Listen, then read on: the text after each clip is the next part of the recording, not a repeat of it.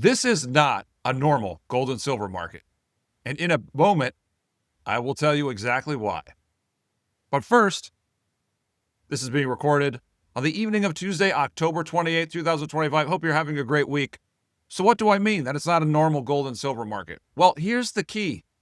Most people and most analysis and research that I see is stuck in the 2000 to 2022-23 timeframe. The last 25 years or so. That's what people are looking at when they're comparing gold and silver at present to the past. But that normal time period of the last 25 years doesn't apply to today. Because the reality is, gold and silver are following the 1960s and 1970s playbook. And I'll tell you why. So a big reason for that is the secular bear market in bonds. And so here in this chart, we have the stock market, the total nominal return of bonds, and then this is the total real return of bonds. So this is the total return divided by inflation. So we have that data back to here. Now the total nominal return, you can see here going all the way back to the early 1900s. Here we have gold. The yellow portion, that shows secular or long-term bear markets for all these assets. Now this is the key. From 1920 to 2020, you only had one secular bear in bonds. From the mid-60s to the early 80s. Every other period, you were making money in bonds. And a secular bear in bonds started after the COVID crash. And we can see that here using total real return in the 80-month moving average. So we can see here that the secular bear in bonds in the mid-60s, that began right around the time total real return lost the 80-month moving average, or really started to struggle with it. I mark that as 1965. Now, it's more clear here in recent years, this fell off just after the COVID crash, and it's broken below the 80-month moving average. What happened after this low and all the way up to this point? Total real return in bonds held above the 80-month moving average the entire time. So this is what people are really missing. We're in a new secular bear for bonds, and this is the only period that compares. The mid-60s to the early 80s. And so what's happening and what that entails is that money has been coming out of bonds, and first it was going into stocks, but more recently, it's going more so into gold. Initially, the money was going more so into stocks, but it was also going into gold. Now we're seeing more money go into gold, but money is still going into stocks to some degree. So that is a big difference. That is something that most people are missing. And I don't want to go off on a tangent, but there's all this worry about, we're going to have a stock market crash. Stocks are going to crash. Gold, that's going to take down gold and silver. They're going to crash. I'm waiting to buy until the crash is over, et cetera, et cetera. But people, we know that this period, this was the secular bear in bonds, the only one, again, from 1920 to 2020. Stocks don't crash during secular bears in bonds. And the reason for that is because in a secular bear in bonds, there isn't that easy alternative for money to go when they're worried about stocks. These other periods, and here, you could make money in bonds. And so looking at the rate of change for the stock market, this is 3 days, this is 8 days, and this is 20 days. So we're using all this data to determine when were points when the market really crashed historically. And so again, here we can see the declines during the secular bear in bonds. This is the low point here. This is the low point here. This is the low point here for 3 different periods. Okay, so this is 3 days. The worst 3-day declines in the market's history. Look, you got the 30s, the 40s. You got 87, a little bit here in the early 2000s. Here's 2008. Here's the COVID crash. But look, these are all worse than this period right here. Same thing when you look at 8 days. These are the lows during that period of a secular bear in bonds. Again, the worst is in the 30s and early 40s. 87 again. Here's 2008. Here's the COVID crash. Okay, here's 20 days, a little bit longer period. Now, a month is about 22 trading days. So we're basically looking around a month. Same thing. This is the worst performance during 20 days during the secular bear in bonds. 87 is worse, 2008 is worse, the COVID crash is worse, and again, the 30s and 40s are worse. So the point being here, all this talk about a crash really misses history, and it misses the fact that we're in a secular bear in bonds. Now, we did have these two nasty bear markets here. This one in the mid-70s, it actually kind of had a crash at the end, so it was different from all the other periods, because typically in a bad bear market, the crash is in the middle, but here the crash was at the end. Same thing here. The worst decline was actually at the end. So the structure of a bear market during a secular bear in bonds is a lot different. So keep all these things in mind. Now, let's move on and talk about another difference with respect to the 1960s and 70s and the 2000s. And sovereign wealth funds and central banks, they are increasing their reserves in gold.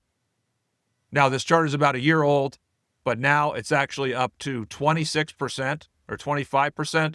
The gold as a percentage of global international reserves, so that's 25%. Now, let's compare this. What happened in the 70s? So this was the 70s here, this period. So during the 70s, this increased steadily from less than 40% up to about 65%. Look at the 2000s, right around here. So there was nothing during that period.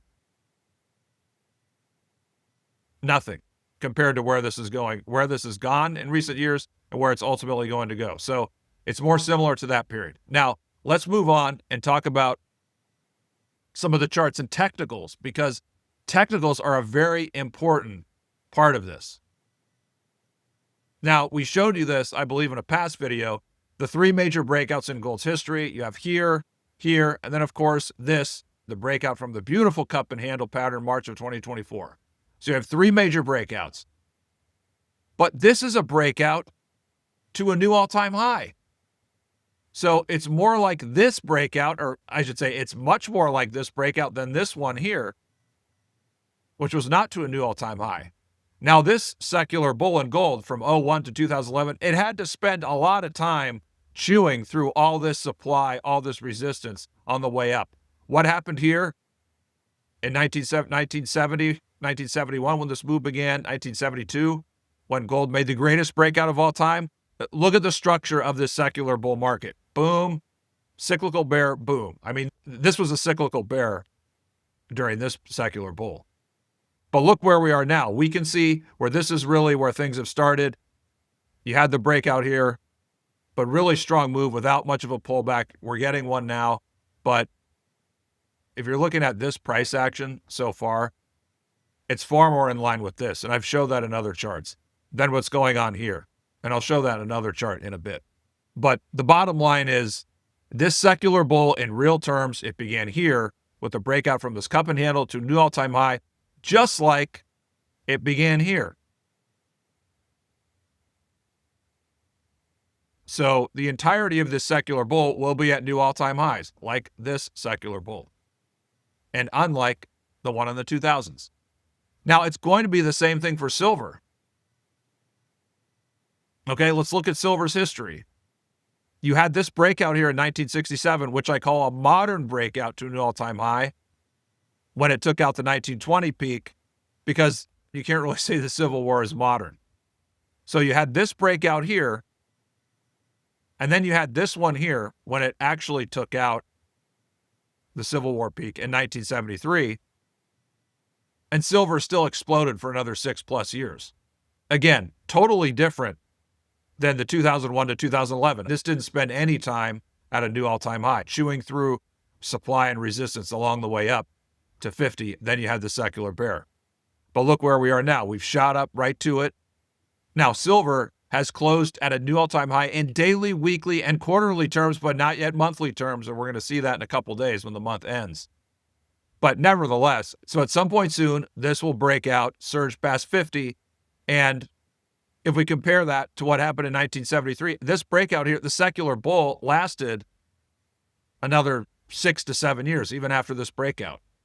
So That's where we are here and now, 6 to 7 years. That puts us in the early 2030s. So I see this lasting into the 2030s for sure. Now, last chart.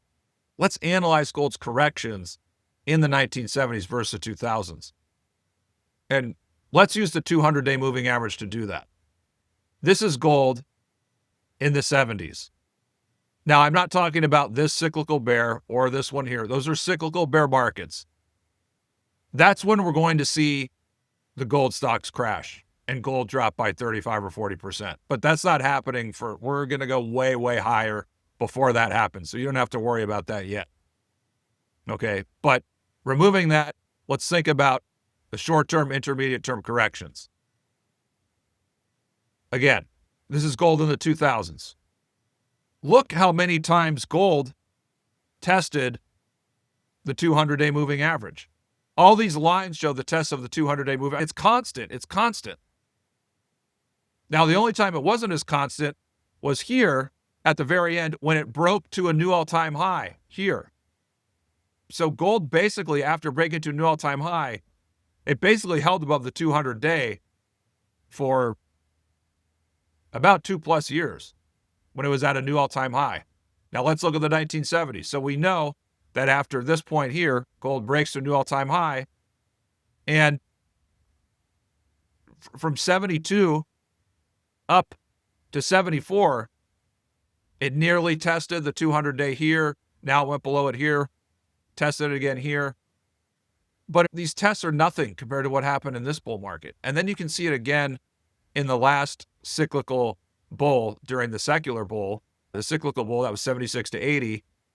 And we can see here, not quite a touch here, but almost in the middle of 77. Now you did have a 20% pullback here in 78, but from 77 up to the peak, you basically only had one test of the 200-day